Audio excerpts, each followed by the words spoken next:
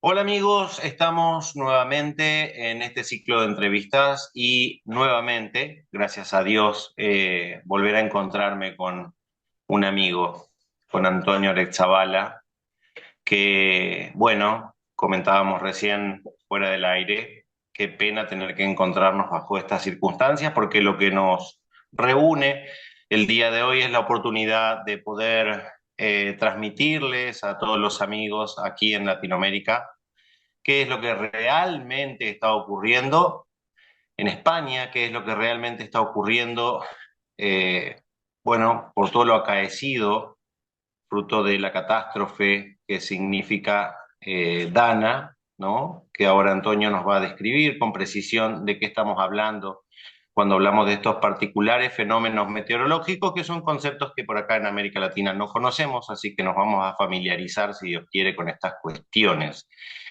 La tragedia que implica lo que está ocurriendo en estos momentos en España es gigantesca y bueno, aparentemente resulta ser una suerte de preludio de lo que nos está presentando el devenir en este particular colapso de este absurdo sistema. Antonio Aretzabala, no me voy a gastar en presentarte, ya lo hicimos en las ocasiones anteriores, decirte nada más que, bueno, a pesar de las circunstancias, es un gusto volver a verte, Antonio. ¿Cómo estás por allá? Bien, bien, hombre, un poco consternados y bueno, mandando todo el apoyo y toda la solidaridad posible a las personas que les ha tocado vivir esto en una zona muy determinada de Valencia, ojo, que no es toda la provincia. Es una zona pues que le ha tocado por una cuestión de distribución geográfica, urbanística y climática muy especial que además, bueno, 20 kilómetros más al norte no ha pasado, que está la ciudad de Valencia, el centro de Valencia, y 20 kilómetros al sur tampoco. Es decir, que ha sido una cosa muy concreta, ¿no? Y ha sido muy destructivo lo que ha sucedido. Y bueno, ahora si quieres vamos al detalle, porque es muy importante tener en cuenta toda la visión desde el punto de vista climático, geológico, urbanístico, humano, histórico, que han entrado, que se han conjugado para producir pues, esta catástrofe que van a ser miles de millones de euros y de momento 200, casi 250 personas que han perdido la vida, ¿no? Pues muy poquito tiempo además. Mira, lo que nosotros nos está llegando es a través de las redes sociales y sí, claramente se hablaba de esas cifras, pero también me gustaría consultarte respecto a los rumores de que aparentemente, dado que recién se inician las labores de rescate, esa cifra no debía ser exacta o no es así. ¿Qué es lo que se sabe en realidad en territorio respecto a lo que se espera en cuanto al recuento final de víctimas? Bueno, en principio hubo muchas informaciones contradictorias de lugares donde decían que habían cientos de personas enterradas o que se habían perdido y tal en, sobre todo en un parque subterráneo de un centro comercial, pero no fue así. Es decir, eso ya se pudo investigar y no había precisamente ninguna persona allí atrapada, ¿no? Esto dio pie bueno, muchas teorías conspiranoicas que ahora están tan en boga y las redes sociales están haciendo bastante daño al respecto. Y luego un sector de la ultraderecha española que tiene pues, unos medios de comunicación a su servicio en los que han divulgado o intoxicado más bien bastante información falsa, ¿no? Se sabe que sí, casi 250, son 240 y algo. Todos los días aparece uno más, uno menos, o se identifica algún cuerpo, pero todavía contamos con casi 30 desaparecidos, ¿no? Con lo cual sí que podríamos ponernos, no creo que lleguemos a 300, pero bueno, que tampoco hay que recrearse en las cifras porque ya 100 es mucho y, y bueno, pues vamos camino de triplicar esa cifra, ¿no? Es terrible, pero bueno, es así.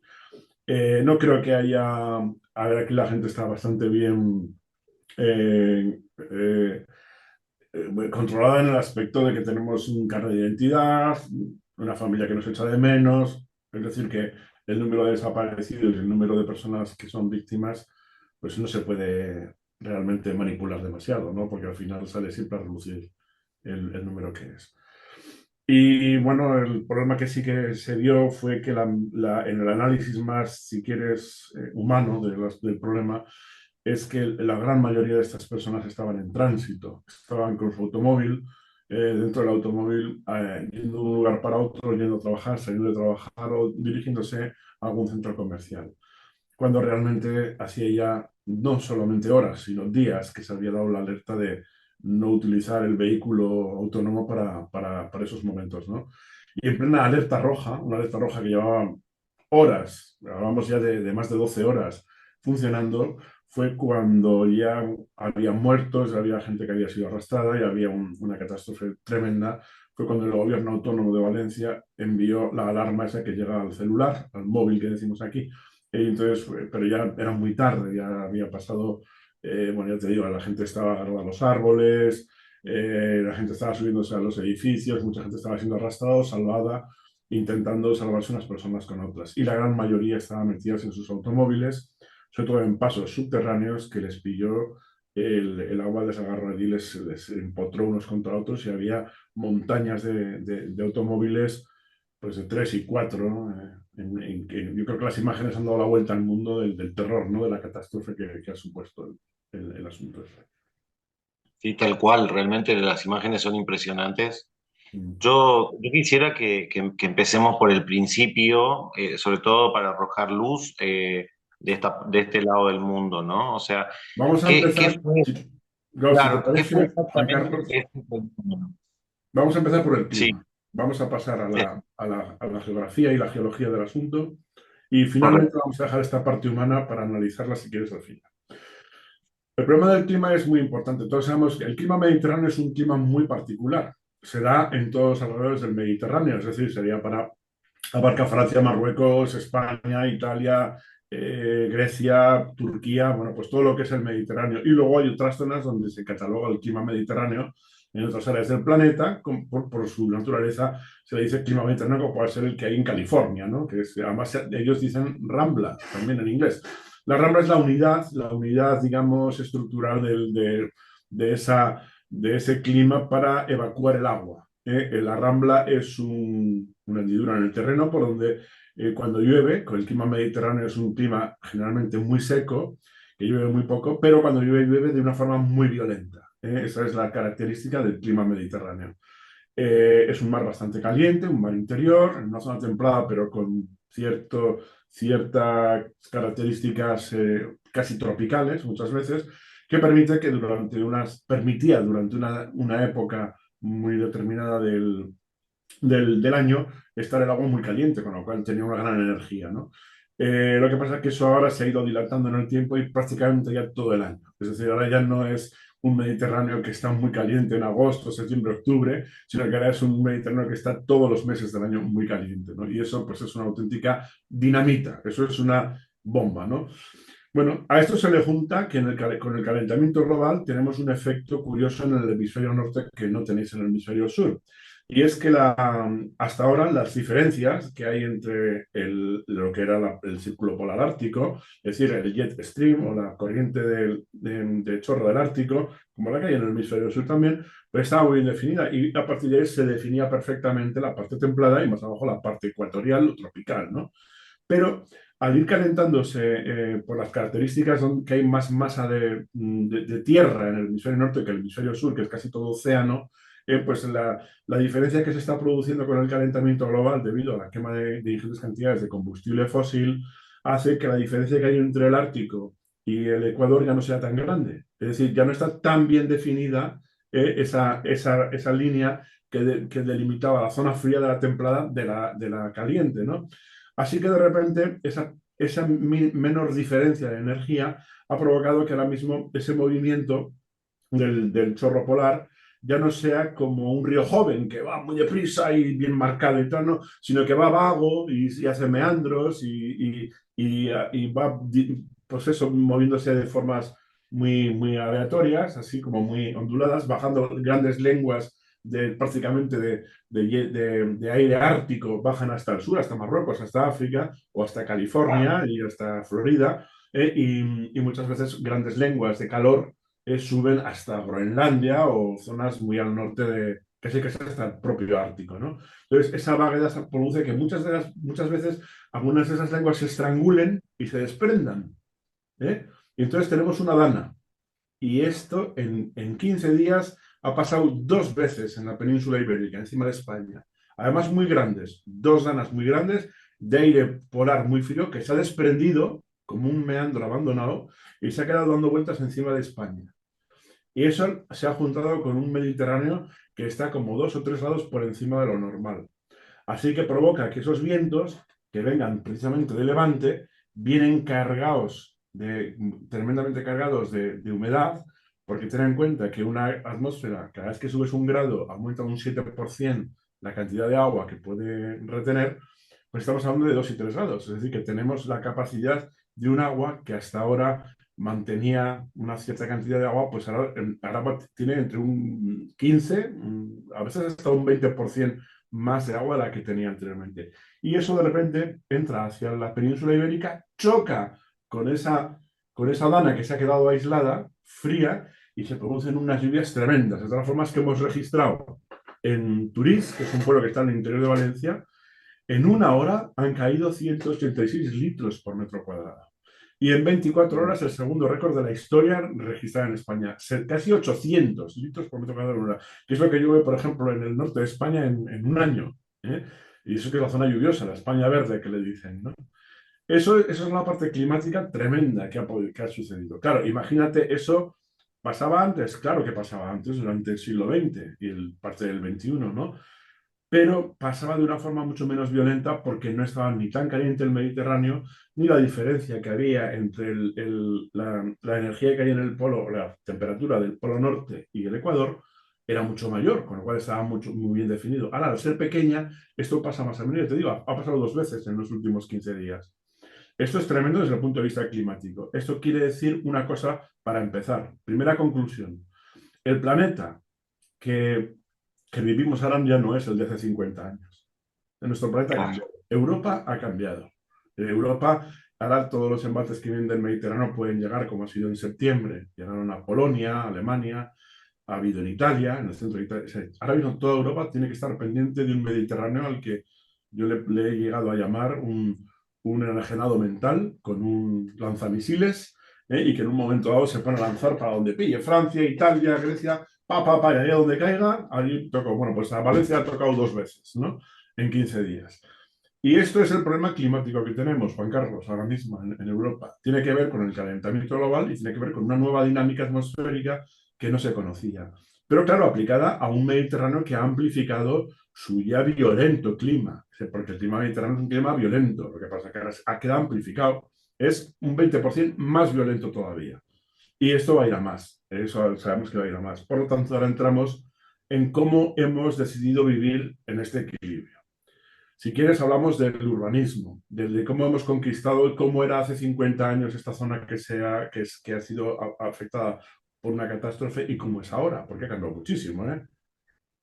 Claro, antes que nada, entonces, repasemos. Me decís entonces que la Dana no es una anomalía inédita, es un fenómeno relativamente natural que se Mm. vino a intensificar por todas estas condiciones nuevas que estamos padeciendo.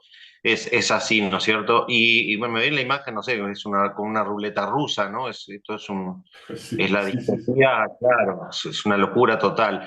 Vos mencionabas, bueno, la parte climática, la parte geológica, creo que dijiste. Sí. Eh, ¿A qué referís con eso? Mira, la configuración de esta zona que ha sido afectada por Valencia es muy fácil. Tenemos aquí el mar Mediterráneo, una zona plana que se llama la huerta, por eso es plana, y luego viene la montaña. ¿De acuerdo? Entonces, la Dana está por aquí, o sea, en todo el centro de la península ibérica. Así que todo el agua que venía en la atmósfera, una atmósfera cargada de agua, al chocar con la Dana, precipita, vamos, ya sabes, ahí tienes el combinado perfecto. Aire muy frío con aire caliente lleno de agua. ¡Ras! Caía todo. Y caía en la zona de la montaña. Y todo eso poco a poco se va distribuyendo por su drenaje natural, como buen clima mediterráneo, hacia el mar. Así que muchos de los lugares que han sido golpeados por esta catástrofe ni siquiera cayó una gota. Es que ni siquiera llovió. La gente estaba tranquila. Claro, la gente Claro, estaba tranquila porque decía, no, si aquí no ha llovido. Y lo que les venía, por los drenajes naturales que son lo que aquí se llama ramblas. O sea, aquí en este caso así la rambla del pollo, el el barranco del pollo se llama, ¿no?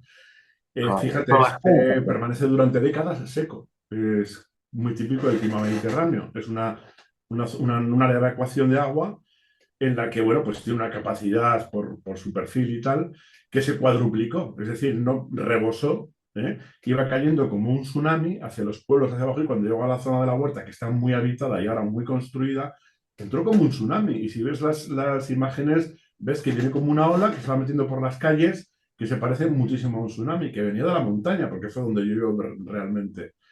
Claro, esto hace 50 años, tú veías las fotos eso, y eran huertas que no había construcciones y prácticamente pocas infraestructuras, puentes pequeños, caminos que estaban acostumbrados a, a fertilizarse con estas grandes crecidas de los ríos, y de repente ves que en 2024 son todo carreteras, puentes, pasos subterráneos, un centro comercial, una urbanización, un centro deportivo. O sea, y ves las dos imágenes de 50 años de diferencia y ha sido completamente cambiado y conquistado. Además, se ha sellado completamente con hormigón y con asfalto. Es decir, el terreno ya no retiene, ya no aguanta, ya no infiltra, porque está completamente eh, preservado, está completamente forrado de asfalto. Así que todo el agua se resbala y se va para los granes de drenaje. Y entra por donde encuentra un obstáculo y lo derriba. Y eso es lo que ha pasado. Antonio, a mí por mi, bueno, por mi trayectoria, más que nada vinculada a la agroecología, lo primero que me llamó poderosamente la atención fue el barro, la enorme cantidad de barro, que, corregime si me equivoco, ¿no? Pero uno intuye que ese barro debiera ser un suelo cultivable que debió estar retenido justamente con cultivos de manejo sustentables. O sea, yo lo que leo, corregime, insisto si me equivoco, lo que leo ahí es una erosión brutal que obviamente se intensifica por la intensidad del fenómeno, pero bueno, es suelo, ¿no? Es suelo que debiera estar garantizando la alimentación y que hoy es ese lodazal en una Has dado, urbanidad cruzada. has dado en la clave, mira, verás. En el año 1900, cuando empieza el siglo XX, de cada 10 personas, 3 en España vivían en las ciudades y 7 vivían en el campo. Trabajaban Claro. directamente con sus manos de forma, si quieres, sostenible o circular, tener una relación circular con ese medio que daba de comer a los 7 que vivían en el campo y a las 3 personas que vivían en la ciudad. Eso en 1900. 120 años después, ahora, en 2020-2024, una persona que vive en el campo mantiene a 9 que viven en la ciudad. ¿De Claro. acuerdo? ¿Cómo se puede hacer este milagro? Tú lo sabes. Esto se hace a base de haber perdido la fertilidad natural del terreno y todo ese lodo que has visto es irrecuperable. De hecho, nosotros tenemos una ley, la ley del suelo del año 2008, que determina dónde no construir y tal con relación a los problemas geológicos. Pero es que lo bueno es que define al suelo como un recurso no renovable. Es decir, el suelo, una vez perdido, como has visto tú ahí, las montañas y montañas de lodo y de barro, se ha perdido para siempre. Es decir, el avance de la saharización de Europa, del sur de Europa, en este caso de la península ibérica, es imparable. Eso se va desertificando cada vez más, va siendo cada vez más Sáhara, porque esos señores que cultivaban en el siglo XX la tierra tenían una relación circular y preservaban en cierto modo, con cierta utilidad, con un equilibrio natural, los recursos pues, agrícolas y vegetales. Y ahora lo que se ha hecho ha sido el monocultivo. Con el tiempo y los fertilizantes y los combustibles fósiles, lo que primó fue acabar retirando la vegetación natural para sustituirse todo por naranjos, que es una zona casi todo de cítricos, ¿no? Y entonces, bueno, pues al final, ¿cómo lo haces? Bueno, pues lo haces fertilizando de forma artificial el terreno con derivados del petróleo. Lo haces con insecticidas o con biocidas en general que eviten las plagas y tal que antes atacaban y no sé qué, con lo cual te cargas no solo al bicho malo, sino al que se come al bicho malo, al bueno y a todos. O sea, cargas todo y al final te queda un desierto, que es lo que tú has visto, que no tienes ni suelo, vivo, ni tienes animales vivos, ni biodiversidad de la zoológica, de la pequeña, de las bacterias y pequeños invertebrados que viven en el terreno, pero tampoco tienes los vertebrados, ni los peces, ni la fauna piscícola, ni nada. O sea, has perdido prácticamente toda la biodiversidad y has llegado a un desequilibrio tan grande que cuando pasa algo como esto se va al suelo y desaparece todo, hasta los monocultivos. Ha sido un desastre labrado durante años y años y años. Qué, qué tremendo todo esto, Antonio, y se me presenta por ahí preguntarte ¿en qué afectó a la opinión pública de España en general, de Europa también, ¿no? Este fenómeno?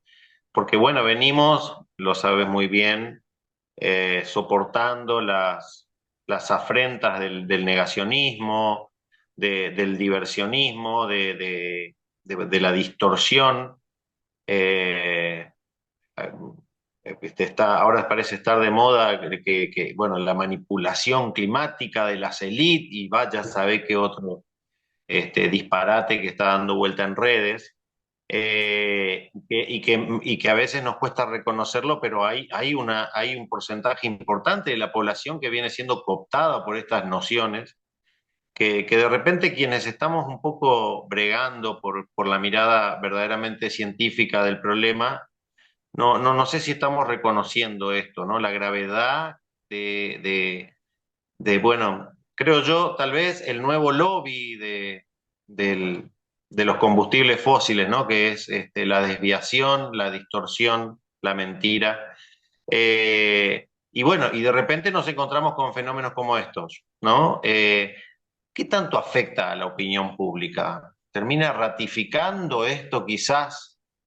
Digo Mira, yo porque estos días he estado eh, eh, colaborando con medios de comunicación europeos que, claro, no conocen muy bien la realidad española. La de España es un país pues, muy peculiar y muy marcado sobre todo por la dictadura de Franco, ¿no? Franco fue un artífice tremendo una política de embalses. De hecho, somos la mitad de los embalses de Europa están en España.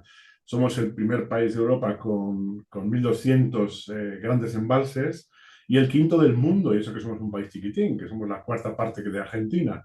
Y con cuántos Españas haces una Argentina? Bueno, pues tenemos 1.200 grandes embalses para un país que es bastante seco, porque es el país más seco de Europa. Así que la mayor parte del tiempo tenemos los embalses llenos de aire, no de agua. Pero bueno, es una política que se hizo así y que tuvo unos efectos buenos en algunos casos y en otros casos pésimos, ¿no?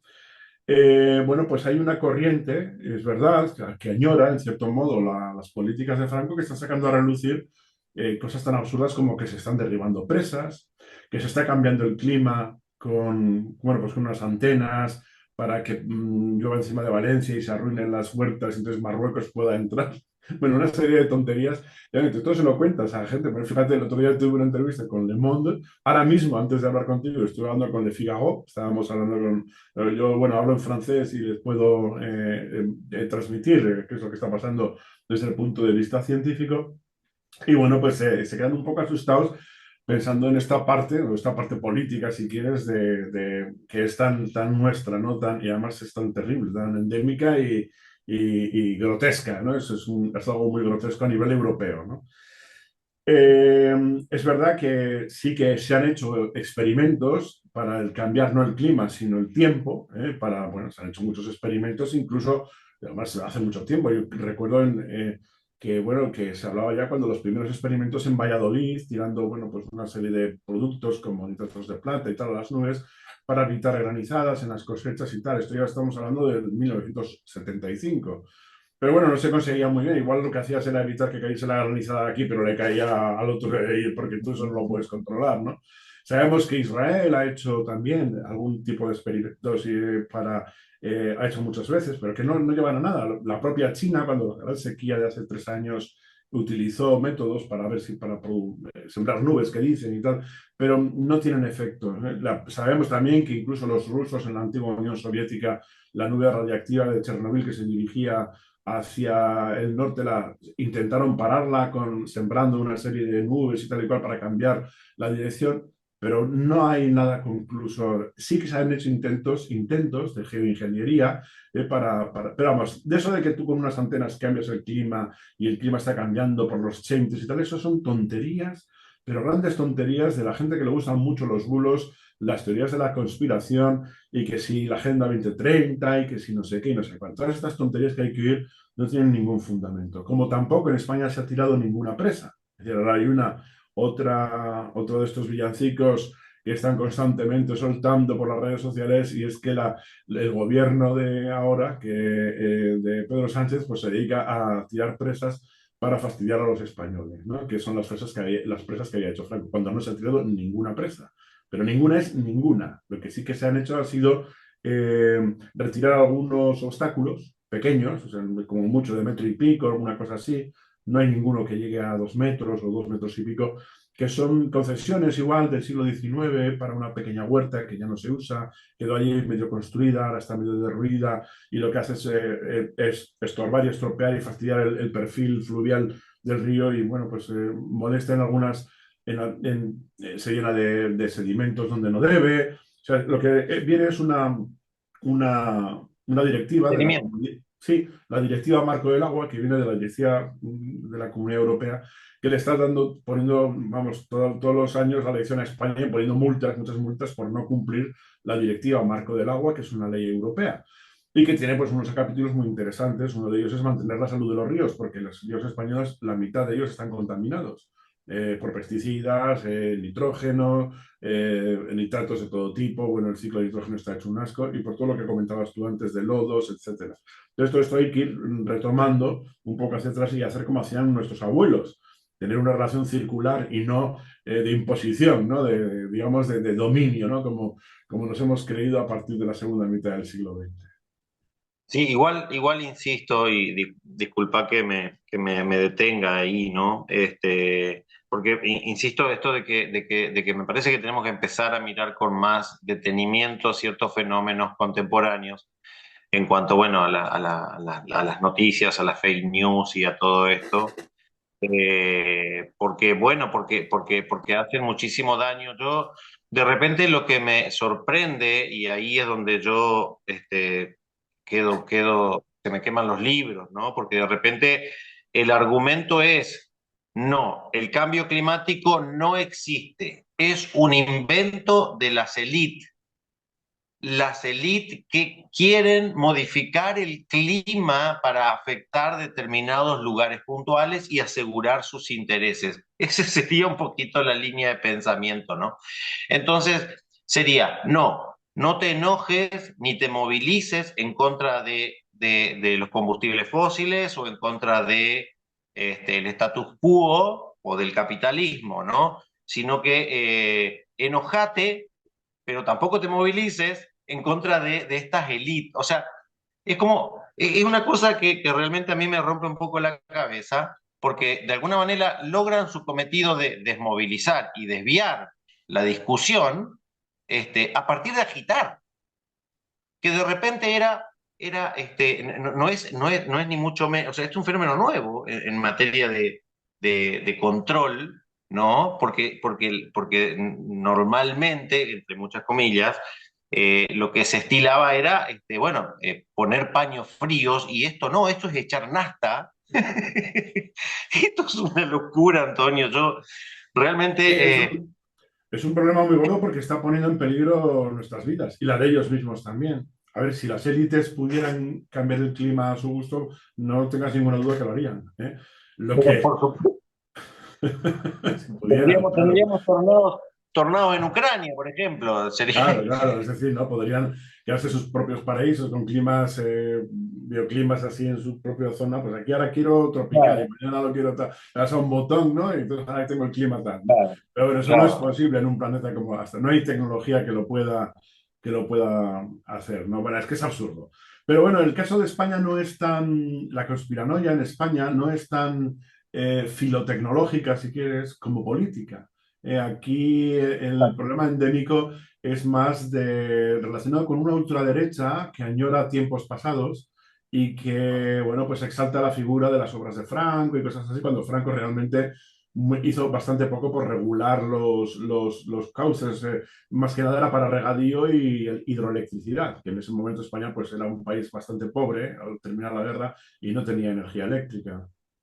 Es que acá es igual, Antonio, acá es igual. Quien está tras bambalina de toda esta hijueputada de agitación violenta y de paranoiqueo global es justamente la derecha más rancia que Sí, está sí, así detrás, mismo es. ¿no? Detrás del Es telón, porque verdad que hay aquí una parte que sí, que es muy tecnooptimista o tecnófila, que se cree estas cosas de que se puede cambiar el clima. O sea, piensan que el nivel tecnológico del ser humano, pues sí, que podemos ir a vivir a Marte, que podemos hacer claro. coches voladores. Yo me acuerdo en los años 80 cuando decíamos, oh, cuando llegue el año 2000 bueno, habrá coches voladores, todos iremos vestidos con ropa plateada. O sea, bueno, llegó el año 2000 y ni había coches voladores y los únicos que les ponían ropa plateada eran esas cosas térmicas a los inmigrantes cuando vienen muertos de frío, de pasar noches y noches en el océano intentando cruzar de África a Europa, ¿no? O de Latinoamérica a los Estados Unidos, ¿no? Por no hablar de Palestina. Efectivamente, por un lado de Palestina. Realmente la tecnología es el becerro de oro de nuestros tiempos, ¿no? Y sí que hay un sector internacional más relacionado igual con Elon Musk o con Trump, pero que también tiene su versión ultraderechista, ¿no? Pero realmente en España, es el caso que yo mejor conozco. Argentina sé que también sois herederos de algo parecido. Llevamos lo peor de allí, lo peor nuestro lo dejamos por allí también. Y bueno, pues sí que es verdad que aquí es un tema bastante más político que tecnológico, ¿no? Y es eso, además que no tiene ningún sentido porque es muy absurdo. El problema también es que se ha perdido mucha formación en humanidades en los colegios, ¿no? Y bueno, Totalmente. pues la gente no sabe discernir en muchas veces. Y bueno, yo creo que ha hecho mucho daño en la era de la información se supone que deberíamos estar todos enterados y que en la era Google estar desinformado pues no tiene ninguna justificación, cuando realmente dices que parece que es cuando hay más gente informada, no se sabe filtrar, o sea, hay tal cantidad de información que no se sabe filtrar. A ti te dicen que quieren cambiar el clima porque hay unas antenas que mueven las nubes de un lado a otro y la gente se lo Sí, cree. sí, sí, lo terminas O que creyendo. los aviones, las estelas de los aviones son los chemtrails que llevan aluminio y no sé qué. Claro, como si fuese tan fácil sacarlo de una mina, no sé qué. O sea, es carísimo. Si tú quisieras hacer todo eso, es que no, energéticamente es imposible. Y la minería que habría detrás de todas esas estelas llenas de unos pequeños, yo qué sé, cristales de lo que sea y tal, para cambiar el clima. Y encima, la última teoría que yo oí por aquí también es que nos estaban echando no sé qué compuesto alumínico para volvernos tontos. Y digo, más es imposible ya. Es imposible, es imposible, claro. Realmente, claro que hemos cambiado el clima de forma artificial, pero ha sido una labor de 120 años. Me Claro, ha hiciste sido... acordar que, bueno, el shampoo viene con instrucciones. Sí. Exacto, exacto, no, bueno, esas cosas de McDonald's que usa la gente, ¿no? Comercial y de repente ves una servilleta que Que pone, dice que no esto no se se coma come, alemán. es que sí, el envoltorio no se come, y tienes que decir, tienes que avisar, porque claro, si no lo pone hay gente que se lo come. Sí. Ay, la puta madre. Uno se ríe para no llorar. Ay, ay, ay. Hemos llegado a estos niveles, y eso te lo digo en la era Google. Imagínate cuando decíamos, es que nuestros antepasados eran unos ignorantes. Y fíjate los ignorantes que jamás se metieron en la casa del río. Nuestros abuelos en la zona de Valencia que ha sido afectada ahora, nunca, jamás vieron a la naturaleza como alguien a quien echarle un pulso. Jamás salieron con un escudo y una lanza a conquistar las riberas de los ríos, a implantar aquí y tal, y a meter excavadoras y excedentes energéticos a partir del motor de combustión para desviar un río por aquí, poner un muro aquí, por aquí no pasas y tal. No eran capaces de hacer eso porque conocían perfectamente la fuerza que tenía. Igual su generación no lo vivió, pero se lo había contado su padre, o su abuelo, o un vecino, o lo que sea. Y nosotros, que ahora tenemos toda la información del mundo, somos tan tontos que nos hemos metido en la casa del río. Hemos construido en el meandro. Hemos puesto un centro comercial en la llanura de inundación y nos quedamos tan anchos. Es decir, entonces, mira, nada más por mis cojones que yo pongo esto aquí, ¿no? Claro, luego viene la riada, sin que sea demasiado fuerte, y te lo lleva por delante. Y dices, ¿cómo ha podido pasar si estaba todo asegurado? Pues no.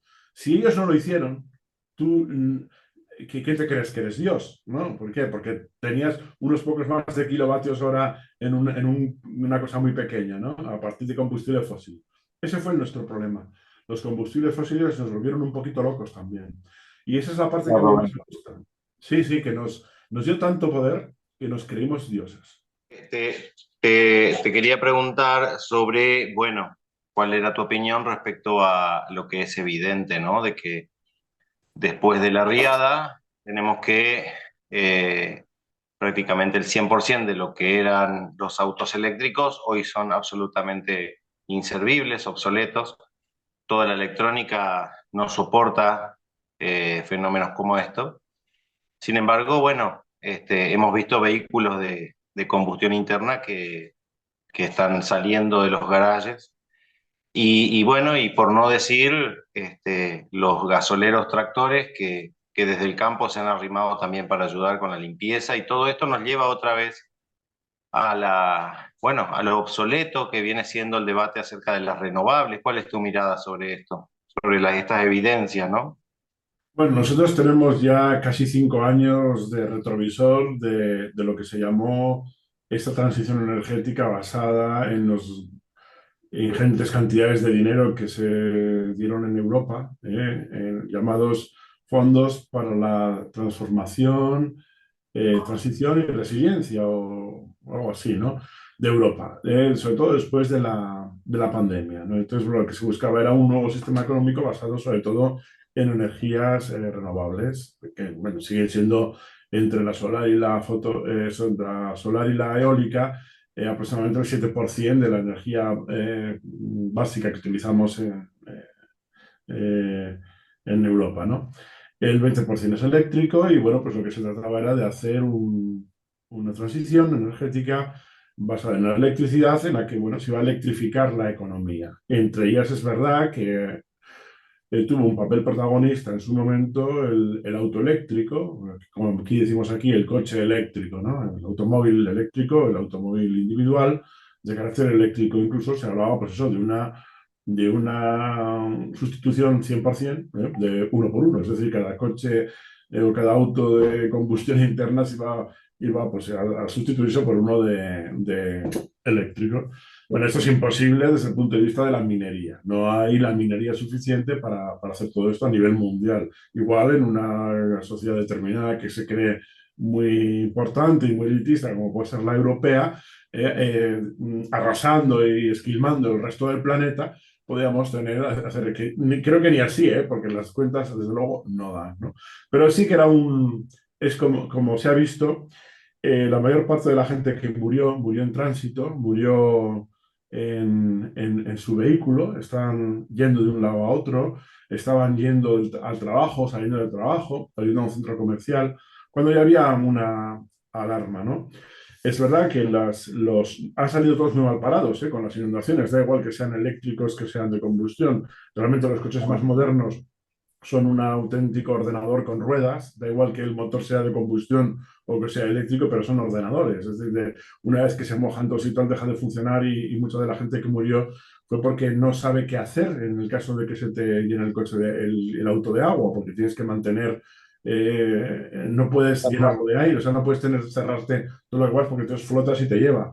Es mejor que pese más porque si te queda un poquito de calado para poder moverte y salir fuera de la carretera, pues no puedes hacer. Y además evitas que entre el agua de golpe bueno, pues mucha de la gente murió así. Entonces ahora sí que se están dando en los medios de comunicación, radio y televisión, pautas para qué hacer en caso de que te caigas a un río, de que venga una riada y te envuelva en agua. Entonces, ¿qué es lo que no hay que hacer y qué es lo que sí hay que hacer para poder salvar la vida, ¿no? Cosa que la gente no sabía, porque la gente no está preparada. Es decir, no estamos preparados en Europa en general y en España en particular, no estamos preparados para qué hacer en caso de un terremoto, lo cual se vio clarísimamente con el terremotito, sí que es de 5,1 que se dio en Lorca en el año 2011. No sabemos qué hacer en caso de inundaciones, lo acabamos de ver. No sabemos qué hacer en caso de deslizamientos de tierras. En casos de incendio muchas veces tampoco sabemos qué hacer. No está preparada la población para una cosa tan normal y corriente como puede ser una inundación, un incendio, lo que sea. Cuando yo estuve dando clases sobre esto a niños pequeños en los colegios, enseñándoles qué hacer en caso de un terremoto, en unas inundaciones y estas cosas, me di cuenta que algunos de los profesores que habían vivido en Estados Unidos todos los años tienen simulacros de qué hacer igual en zonas que no hay sismos, en zonas que no tienen ningún tipo de sismicidad, hacen un simulacro de terremoto, porque claro, igual algún día van a vivir en una zona donde sí los hay, ¿no? O están de vacaciones un día en una zona donde sí los hay y ya tienen que saber qué hacer, ¿no? Llamó mucho la atención que aquí en España los inmigrantes, la gente que venía de países donde hay sismicidad, pues en Lorca supieron qué hacer y llamaba mucho la atención a los locales que dicen, bueno, pues esta gente rápidamente se metió debajo del dintel de la puerta o no salió corriendo, ¿no? Que es lo que hicieron allí, les caían cosas y murieron, ¿no? Bueno, toda esta educación es fundamental. La gente no sabe qué hacer en caso de una inundación o de cosas que son normales y que nos van a pasar a cualquiera en cualquier momento de nuestras vidas. Mucha gente murió en su automóvil, que es un ídolo de la sociedad occidental, porque lo necesitan para ir a su trabajo, lo necesitan para ir a recoger a los niños al colegio, lo necesitan para todo. Es decir, al final el auto se ha convertido en el pilar fundamental de las familias. Y entonces mucha gente lo que hizo, y por lo que murió, fue que estaba viendo cómo los garajes estaban entrando en el agua a una velocidad tremenda con ese tsunami que te comentaba antes, y fueron corriendo a los sótanos, a los parkings, a recoger su auto para sacarlo lo antes posible, y ahí murieron. Pero ¿por qué van a salvar el auto y no otras cosas más importantes? Porque es el pilar de su vida. Claro. Todo gira en torno al automóvil en las ciudades europeas y en cualquier ciudad del mundo, vamos, en cualquier urbe, en cualquier gran ciudad del mundo. Ese es el problema que veo yo. El tema luego de la transición, como se quiso hacer aquí en Europa, después de 5 años yendo por retrovisor, vemos que ha fallado, es un fracaso. No podemos hacer un cambio tecnológico exclusivamente, es decir, sí que se puede hacer una transición, pero esto conlleva un cambio global en la forma de producir, en la forma de relacionarnos unos con otros y en una transición que tiene que ver con mucho con la naturaleza, con las relaciones humanas, con la colectividad y fuera la individualidad que nos procuraron los combustibles fósiles. Ten en cuenta que nosotros hemos vivido como el pez en el agua, ¿eh? No éramos conscientes del agua porque no la experimentábamos, inmersos en una sociedad termoindustrial basada en la quema de combustibles fósiles. Si de repente nos quitan ese factor, no sabemos qué hacer. No sabemos qué hacer. Quienes han salvado y han movido las calles y han vuelto a intentar colocar otra vez la limpieza de las calles, quitar los obstáculos, han sido vehículos que funcionan con combustibles fósiles. Quiero decirte que somos totalmente dependientes para la reconstrucción de los combustibles fósiles. Y ahora sí que es verdad que hemos escuchado a un ministro, por fin se ha dado cuenta, el ministro de Fomento, Obras Públicas, español, pues que ha llegado a decir una cosa que nosotros llevamos mucho tiempo diciendo, ¿no? Y es que los ritmos de destrucción empiezan a ser muy cercanos a los de reconstrucción. Fíjate, en Acapulco, el año pasado tuvieron un huracán que destruyó parte de la ciudad y cuando la estaban reconstruyendo a medio hacer, este año vino otro huracán, también de categoría 5 y les tiró todo lo que habían recuperado. Es decir, que está pasando en Florida, está pasando en algunos estados del sur de los Estados Unidos y ahora empezamos a verlo en Europa. ¿Qué está pasando? Pues que los ritmos de reconstrucción para volver a una situación similar o parecida a la anterior a la catástrofe ni siquiera nos da tiempo. Aquí en España ya es lo que ha pasado. A los 15 días ha vuelto otra dana. 15 días, cuando ya se habían limpiado muchas calles. No ha dado tiempo de reconstruir, pero sí había dado tiempo de limpiar. Y ese es un problema muy gordo, porque tenemos que replantear cómo vivimos. Y es un replanteo no solamente que tiene que ver con cómo enfrentamos el tema del cambio climático, que no es el peor de nuestros problemas, ¿eh? Y tenemos un problema más gordo con la pérdida de biodiversidad de la que ya hemos hablado antes. Tenemos un problema muy gordo con la invasión de partículas eternas, contaminantes, que no hay forma de sacarlas de nuestros cuerpos ya, nosotros ya forman parte de las corrientes de nuestros cuerpos y ahí están, microplásticos. Aproximadamente comemos unas 3 muñecas Barbie al año en cualquier eh, ciudad de Occidente, ¿no? Y bueno, pues eso son cuestiones que hay que afrontar y no se hace solamente con tecnología. Una sustitución de combustibles fósiles por energías renovables, que vemos que no ha funcionado. Tenemos 5 años de retrovisor ya para ver que no ha funcionado. Bueno, todo esto que planteas me invita de repente a querer saber más de qué está pasando en Valencia, ¿eh? Porque uno siente que de lo que ahí suceda se está condicionando, se está trazando el devenir, es lo que uno intuye. Y te digo lo que yo quisiera estar viendo en Valencia y seguramente vos vas a informar un poco mejor de lo que uno está. Yo intuyo o quisiera ver estados asamblearios en esos barrios afectados. ¿Qué es lo que prima hoy? ¿Sigue primando? He visto, creo que dio la vuelta al mundo también, las imágenes de bueno, de las filas interminables de jóvenes. Creo que ahí tenemos un fenómeno maravilloso que hay que destacar, ¿no? Aunque bueno, no sé qué está pasando, qué está latiendo ahí, porque, insisto, a río revuelto ganancia de fascistas. Sí, se, ¿Qué lees se vos dan, que estás las cerca, ¿no? dos, se dan las dos cosas al mismo tiempo. Mira, yo he trabajado siempre en temas de catástrofes naturales y te puedo asegurar que en nuestro cerebro reptiliano, formado por muchas capas de cebolla, hay una parte ahí muy antigua, que cuando pasa algo muy gordo enseguida salta en una palabra que en vasco, en euskera, es muy bonita, que es auzolan, que es el trabajo comunitario, en los lazos de trabajo de la gente, ¿no? Y te vuelcas con tus semejantes. Sale a relucir. Muchas veces parece como que está latente, ¿eh? Sigues tu vida individual, con tu automóvil, pero como haya una catástrofe, lo he visto en Lorca, cuando después de los terremotos de aquel año, lo vi en Italia, después de los terremotos de 2012, lo vi en las inundaciones cuando yo todavía era estudiante, del año 1983, en el País Vasco y en Cantabria, y se está viendo ahora. Lo que tú dices, riadas y riadas de voluntarios intentando ayudar y sacar adelante a la comunidad. Eso existe. Al mismo tiempo, hay otro sector que se aprovecha de sembrar toda la cizaña y de sembrar odio en estos momentos, ¿no? Es decir, atacan al inmigrante, hasta todos sus prejuicios y todas sus tonterías salen a relucir, ¿no? Esto es por culpa yo qué sé, de los ecologistas que han evitado que se limpien los ríos y bueno, una cantidad de tonterías que sacan sus peores fobias a relucir, ¿no? Son gente que además no tiene ningún tipo de tacto. Bueno, pero eso existe, pero hay que obviarlo, o sea, existe, esa parte de la humanidad siempre ha existido, esos Caín siempre ha existido el caínismo, ¿no?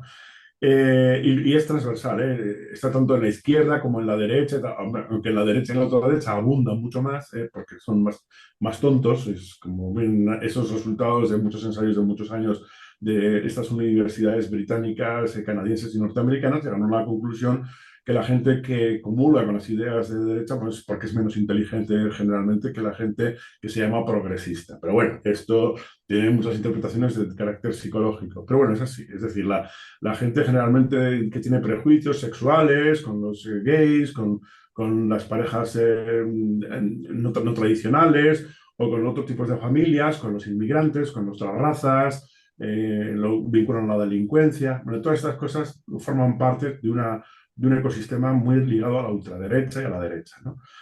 Eh, pero en general yo te puedo asegurar, y lo he visto y lo he palpado, cómo la gente se vuelca cuando hay una catástrofe. En el momento de la catástrofe sale a relucir esa parte de solidaridad que llevamos todos dentro. Te voy a poner un ejemplo muy bueno. Mira, cuando yo tenía 19 años, en 20, no me acuerdo, por ahí andaba, fueron las inundaciones por una dana también, una gota fría que se dio en el norte de España, en Bilbao, Santander, ¿no? En la zona de Bilbao, Santander. Y a mí me afectó porque estaba allí en aquel momento, fue tremendo. Había un riachuelito así de pequeño, que sigue estando allí delante de mi casa, en el pueblo, en Cantabria.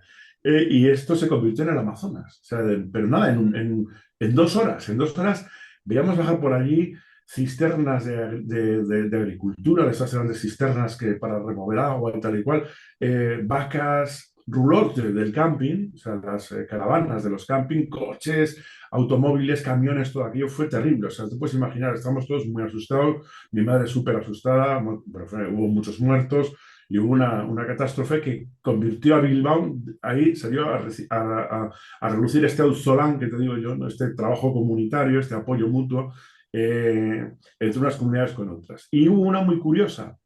En una zona de Navarra, que se llama Tafalla, que tuvieron unas inundaciones en el año 2019 también catastróficas, en aquella época, en el 1983, se les adjudicaba a cada pueblo ir a diferentes barrios, como ahora están yendo a diferentes barrios y pueblos de Valencia, en aquel momento iban a Bilbao. Y entonces a los de Tafalla les tocó ir a Arrancudiaga. Arrancudiaga es un barrio de la zona metropolitana de Bilbao, y allí fueron a ayudar, ¿no?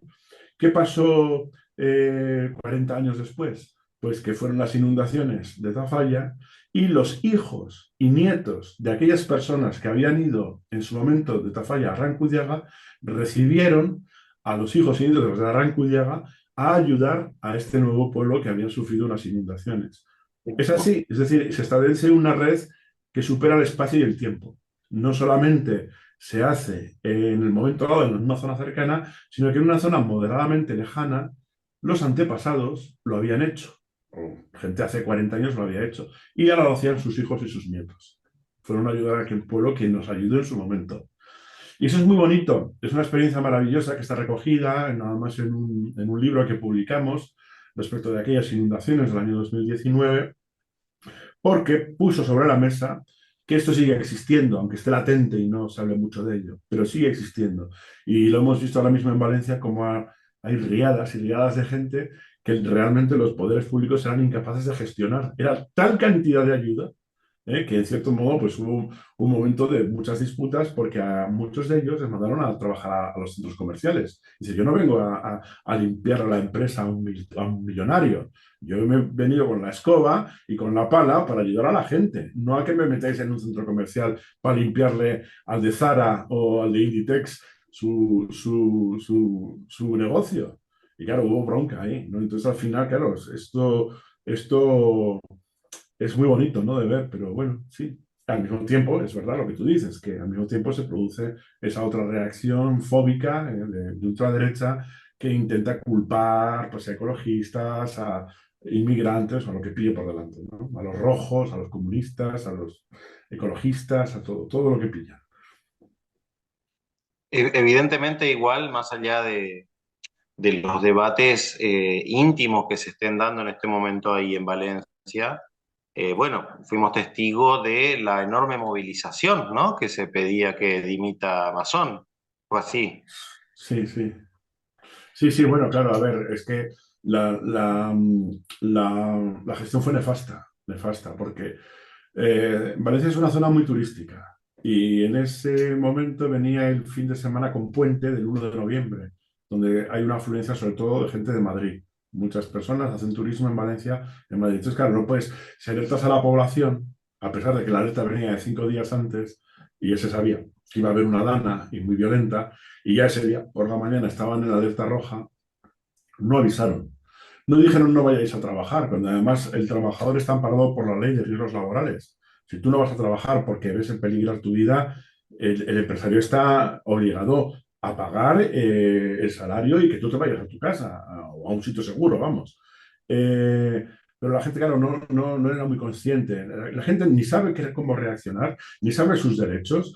Luego hay mucho miedo porque, claro, pues enseguida es muy precario todo, los trabajos son precarios, la gente está pues muy angustiada, si pierdo el trabajo, ¿qué va a ser de mi familia? Todas estas cosas. Y todo en torno al automóvil. Con lo cual, al no avisar y favorecer el beneficio económico por delante de la vida de las personas, llevó a casi 250 víctimas mortales, más una ingente cantidad de miles de millones de euros en pérdidas económicas, que vamos a pagar todos, claro, Uf, más por la temprano que tarde. negligencia de Mazón. Así que lo de Mazón División, que el Mazón es, para el que no lo sepa, es el presidente de la Comunidad Valenciana, que es de la derecha apoyada por la ultraderecha. Es decir, él no tenía números de diputados como para poder mantener un gobierno, con lo cual tuvo que basarse en la ultraderecha. Pero la ultraderecha le dijo que le daba el gobierno en tanto en cuanto eliminase el departamento de emergencias, para casos como este. Entonces le daba el voto. ¿Y qué hizo lo primero nada más llegar? Para justificarlo lo llamó que esto era un chiringuito. Esto era un chiringuito innecesario, inservible. Y lo primero que hizo nada más llegar al gobierno fue eliminar el departamento de emergencias. Un curro, diría Milei. Eso es un curro. Eso. Qué Muy, hijo. de ese estilo, el estilo Milley, sí. Ay, ay, ay, ay, ay. Claro, claro, claro, tal cual, tal cual. Entonces luego Sí, él estuvo, fíjate, ¿sabes qué hizo? Derivó mucho de ese dinero a lo que ellos llaman la cultura taurina, a los toros. Entonces, claro, hubo muchos memes en redes sociales en los que tú te estabas ahogando y venía un torero a salvarte, ¿no? No llames a un bombero, llama a un torero que lo ha puesto tu presidente, ¿no? podemos incluirlo dentro de las prácticas de crecentista. Ay, Efectivamente. qué locura. Ahora hablamos de una parte del decrecimiento, si quieres, que nosotros hemos puesto encima de la mesa y ya se está llevando a la práctica en mi región, en Navarra, que es la retirada estratégica, que no sé si hemos hablado alguna vez de ella, yo creo que sí. No, Contame. la retirada estratégica es una herramienta, que es muy fácil. Es decir, ahora, por ejemplo, en vez de reconstruir aquellas casas que están destruidas, pues no volver a Ah, hacerlas en el mismo sitio, simplemente. Es decir, buscarse o negociar o compensar a esas familias que han perdido todo, y hacer un esfuerzo económico entre todo el país, si quieres, o toda Europa, para que no volvamos otra vez a caer en el mismo error. Es decir, no se trata de volver a construir lo que pasó en Acapulco o lo que está pasando en Valencia. Volver a hacer otra vez lo mismo en el mismo sitio para estar exactamente igual que antes en la guerra, para que mañana venga otra. Porque ahora mismo el Mediterráneo es una eje aumental con un lanzamisiles, entonces te puede caer otra vez. Y si le da por volver a tirar al mismo sitio, pues va a volver a caer. Y estamos así, el Mediterráneo ahora mismo está en esa situación. Así que lo que hablamos es de la retirada estratégica. Surge en el año 2019, a través de un paper que publica A.R. Seidels y colaboradores en la Universidad de Harvard después de las grandes inundaciones que se dan en Florida y en el sur de los Estados Unidos, ¿no?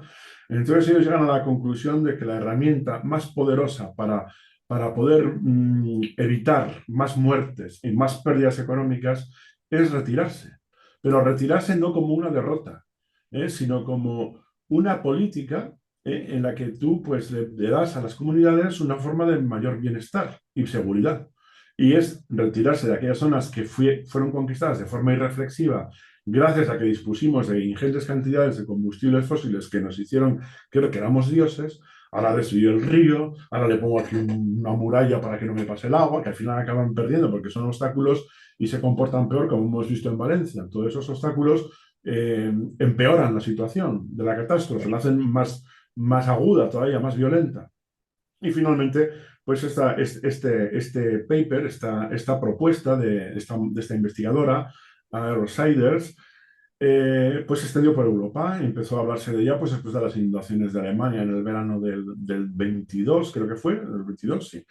Eh, Luego, pues, y ha vuelto a salir. Y entonces, cuando nosotros tuvimos las de Navarra en el año 21, se lo comentamos a los políticos. Ahí en Navarra tenemos la suerte de que al ser pocas personas, solamente somos 600.000 habitantes, tenemos muy buena comunicación entre los científicos y el mundo político, y algunos pues reflexionan. Y entonces, bueno, hoy ya en la zona metropolitana de Pamplona ya se está ejecutando una retirada estratégica. Muchas zonas que fueron conquistadas van a dejar de serlo. Se va a recuperar el río, se le deja que se expanda por esa zona con una recuperación de la revegetación de la ribera natural del río y no un monocultivo, ni de madera, ni de nada, sino el real de la otra, porque eso frena mucho el flujo de agua, ¿no? Y esta retirada estratégica funciona. Y dices, es que es la solución más radical, claro, porque funciona. Es que no se trata de hacer más embalses, más grandes embalses para laminar agua, que muchas veces lo rebosan, como ha pasado en Valencia, y ha habido un peligro muy gordo, que estuvo en alerta 2 una de las presas. Si llega a reventar, pues imagínate la que se puede producir, ¿no? Pero la retirada estratégica lo que te dota es de una seguridad y de darle, bueno, pues un bienestar a la comunidad, ¿no? Y esto hay que verlo desde una perspectiva en la que tú no sales al mundo a guerrear contra la naturaleza. Tú no sales con un escudo y una lanza todos los días a pelear contra una naturaleza adversa, malísima, que quiere tal, ¿no? O contra nosotros mismos, es decir, entre nosotros, ¿no? Al contrario, o sea, tú tienes que ver cómo convives con ella, cómo estás en equilibrio con su dinámica geológica. No es lo mismo donde tú vives que Valencia, no es lo mismo donde yo vivo que Valencia. Entonces, cada una tiene su dinámica. Por eso la ciencia, desde la ciencia, intentamos conocer esa dinámica geológica, esa dinámica biológica, desde luego desde el pensamiento de que podemos equilibrarnos con ella, pero lo que no podemos es controlarla, eso está claro. O sea, todo esto de las nubes y los chemtrails y el cambio del clima y tal, esas absurdeces forman parte de una forma de pensar que piensa que sí que podemos modificar sin ningún tipo de consecuencia a la naturaleza. No, nosotros podemos vivir en armonía con la naturaleza y con nosotros mismos, siempre y cuando respetemos que el río es el río y no solamente un hilo que va así, que nosotros vemos de agua, sino que por debajo de la tierra tiene una extensión mucho mayor, que se llama llanura de inundación. Y tiene otros órganos en los que se alimenta, tienen su dinámica, que estamos empezando a conocer, es verdad, pero que muchas veces desde el punto de vista científico fallamos, como nuestros abuelos no hacían, porque ellos tenían cierta admiración. La gente que vivía en la costa sabía de los temporales y no construían primera línea de playa. No hacían nada, tenían igual unas casitas pequeñas con redes, anzuelos, arpones y tal, pero que sabían que cualquier día se lo podía llevar. Entonces, cuando veían que era temporal, retiraban aquello y a lo mejor aquello quedaba destruido, pero volvían a hacer otro, era cosa pequeña, o sea, no era una cosa permanente, no eran unos edificios permanentes en primera costa de playa para disfrutar. Claro, viene la dana y todo eso se va al garete. No sé si me explico la diferencia que hay entre... Eso es la retirada estratégica. Bueno, pues ya se está hablando de ello. Es decir, hay ya estamentos con lo de Valencia que hablan de no volver a construir en los mismos sitios que han sido los más destruidos, ¿no? Eso no deja de ser retirada estratégica. Hay algún camping que ha decidido que parte de del terreno donde habían puesto los barracones y los bungalows y esto, pues que ya esa parte ya no lo van a construir, lo dejan para que el río se expanda por ahí, por esa zona. Sí, mira, no solamente lo entiendo, sino que te escuchaba y se me ponen los pelos de punta, ¿no? O sea, yo tengo acá cerquita, a 2 kilómetros, 3 kilómetros, no, capaz un poco más, está el río Paraná. Nosotros tenemos río arriba, no demasiado lejos. En Brasil tenemos la represa Itaipú, que es una represa monstruosa. Y un poquito más abajo tenemos a Yacyretá, dos represas realmente muy grandes que afectan al río Paraná, ¿no es cierto? Y que como obras complementarias de todas esas infraestructuras se fueron haciendo, bueno, costaneras bueno, mucho hormigón, mucho paisajismo, y de repente escuchándote, ¿no? Con este concepto tan claro y sensato, la sensatez creo que le hace justicia, que es de la retirada estratégica, ¿no? Bueno, Dios no permita que ocurra algo en Itaipú, porque te digo, todas esas ciudades que hoy están a orillas del río, estarían sufriendo un cataclismo inédito. Si se derrumba Itaipú, se lleva Yacyretá, y estamos hablando de una riada que va a llegar hasta el Tigre, hasta Buenos Aires, o sea, estamos hablando de ciudades, creo que pasa por Rosario también, que ya es la segunda ciudad más grande de la Argentina, o sea, estaríamos hablando de una tragedia de proporciones bíblicas, ¿no? Ahora, de la, la sensatez no siempre va de la mano con la inteligencia de este modo de producción, ¿no? Es decir, es la idea más inteligente, pero qué lejana parece, ¿no? O sea, hoy yo Bueno, parece en mi lejana, pero tiempo... mira, ya se puso en práctica en los Estados Unidos, ya se puso en práctica en mi vecindad, ¿eh? Y es una forma de decrecimiento, al fin y al cabo. Es Sí. priorizar la seguridad de las personas, el buen vivir, por delante de los beneficios económicos a muy corto plazo de cuatro empresas ladrilleras y de hormigón, como decís ahí, de concreto, la mafia del concreto. en este caso, ¿no? Y bueno, es una forma una de las dimensiones del decrecimiento, si quieres, una de las manifestaciones del decrecimiento. A veces lo triste es que sea obligado. Pero bueno, en el caso de Navarra, sí, fue en cierto modo es obligado por las malas experiencias y las catástrofes, ¿no? Y quien lo está proponiendo ahora en Valencia, pues claro, es una lección, es un sopapo en toda la cara el que nos ha dado la naturaleza, ¿no? Y luego, bueno, sabiendo que además cada vez va a ser más fuerte la violencia de estos fenómenos, ¿no? Entonces, bueno, pues yo creo que desde ese punto de vista es bienvenida en el mundo decrecentista, la retirada estratégica, y es lógica. Y aparte que es, no sé cómo decirte, es garantía de seguridad. Antonio, ¿qué es lo que hasta el momento de toda la información que está circulando en redes, toda la información también que hay en los medios en este momento, después de Valencia, ¿no? ¿Qué es aquello que vos percibís que no se está diciendo y que vos crees que es importante arrojar luz? Pues mira, yo por ejemplo esta conversación que estoy teniendo contigo ahora mismo sobre retirada estratégica, que la acabo de tener con una periodista de Le Figaro, en francés, no la tengo en España habitualmente. Es muy difícil. Son medios de comunicación muy marginales y no, digamos, no pertenecen a la esfera del poder, del verdadero poder. No. El poder sigue empeñado en estas élites, o élites como decís ahí, siguen empeñadas en tener control absoluto sobre la producción y sobre la opinión, ¿no? De la gente. Para eso tienen grandes canales de televisión. Y bueno, es muy difícil que vayamos entrando. Pero bueno, gracias a este tipo de catástrofes, sí es verdad que hemos tenido una pequeña, no te voy a decir mucha, pero una pequeña proyección, sobre todo, por ejemplo, en el caso de Antonio Turiel, ha sido bastante interesante. Juan Borderá, por ejemplo, ha tenido una proyección también importante, aunque sí que es verdad que hemos trabajado para medios extranjeros, ¿no? Y luego depende de cada zona de España, o sea, no esperes vernos en una emisora de Madrid, ni locos, ¿eh? Igual en el País Vasco, en Galicia, en Navarra o incluso en Valencia, ¿no? Pero desde luego en Madrid difícil lo tenemos.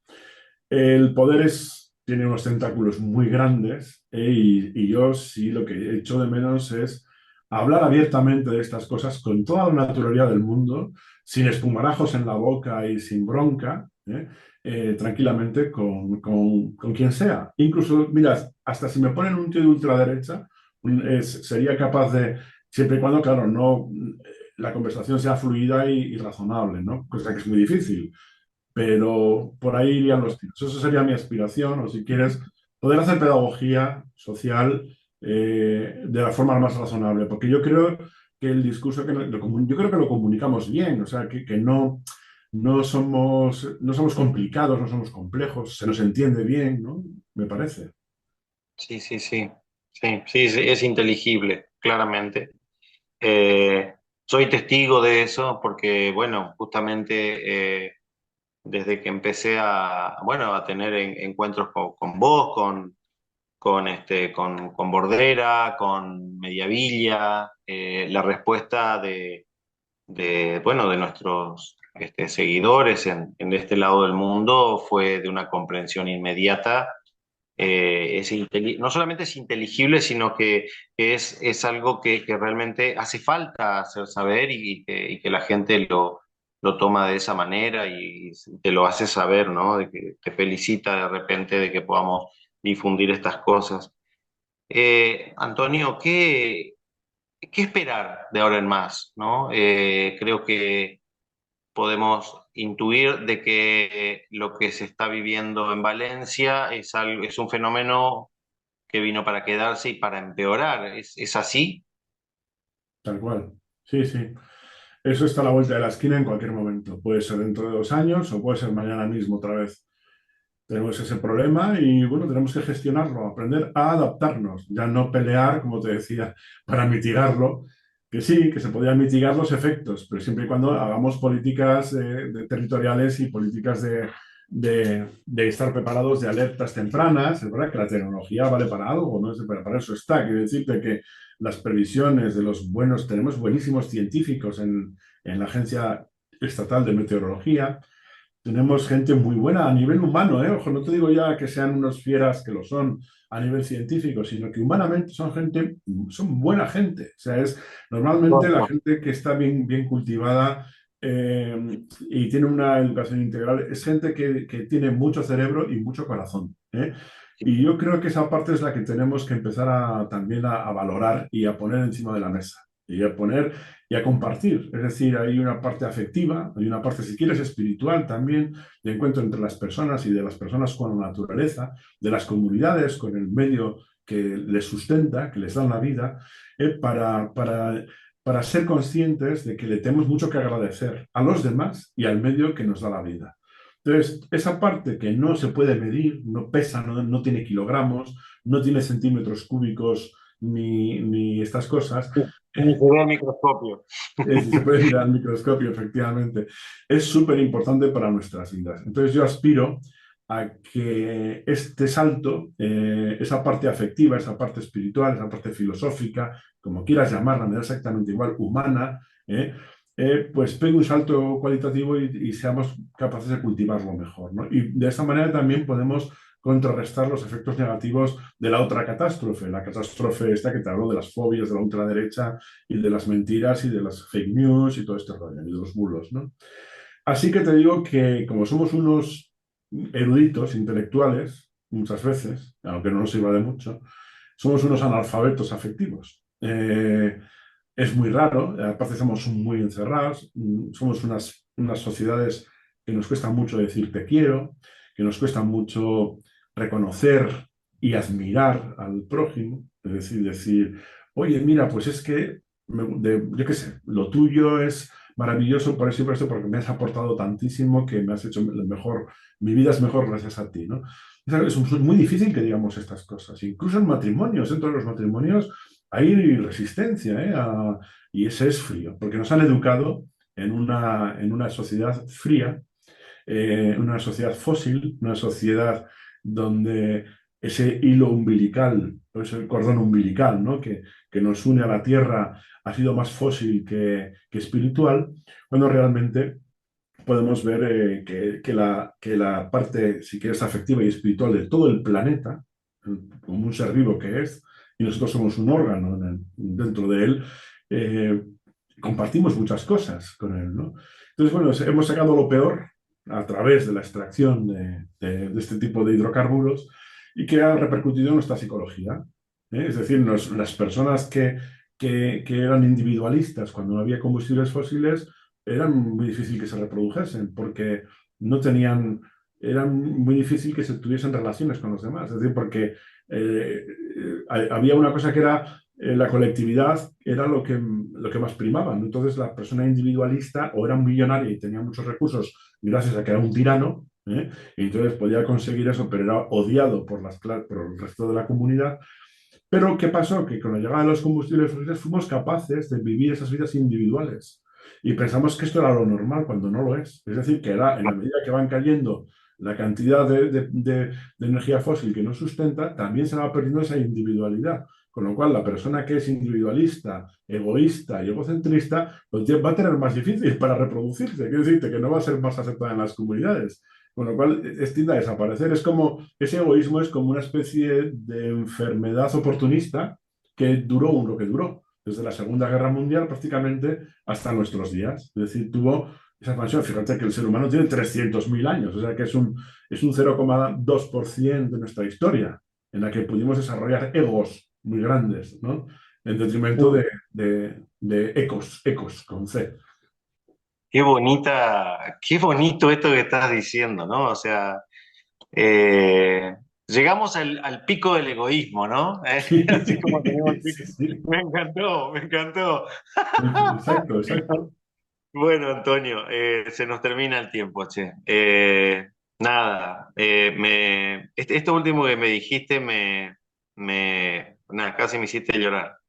Eh, Hermoso. Yo, bueno, me decías fuera del aire que tenés familiares en Valencia. Yo quiero mandarte un fuerte abrazo. Espero que esté todo bien, que pronto Están bien, salga sí. Gracias a todo Dios bien. están bien, sí.